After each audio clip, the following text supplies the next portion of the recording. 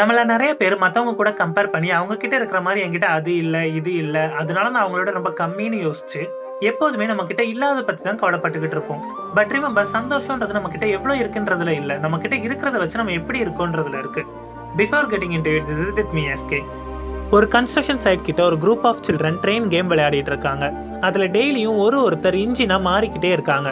ஆனா ஒரு பையன் மட்டும் எப்போதுமே ட்ரெயின் காவலாளியா கையில ஒரு துணியை வச்சு சுத்திக்கிட்டு ஜாலியா ட்ரெயின் பின்னாடியே ஓடிக்கிட்டு இருக்கான். அந்த கன்ஸ்ட்ரக்ஷன்ல வேலை பார்த்துட்டு இருந்த ஒருத்தர் டெய்லியும் இந்த பையனை நோட்டீஸ் பண்றாரு.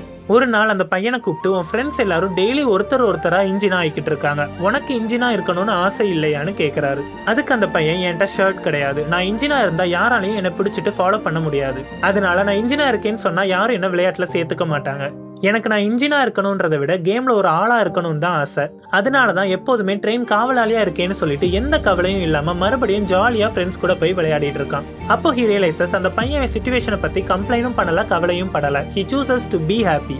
லைஃப்ல எல்லாருக்குமே எல்லாமே கிடைச்சிடாது. அந்த பையனுக்கு ஒரு ஓரமா உட்காந்து கவலைப்பட நிறைய ரீசன்ஸ் இருந்தோம். He found a solution to be happy with what he has. In life also நம்ம கிட்ட இல்லாத பத்தி கவலைப்படாம be happy with what we have already.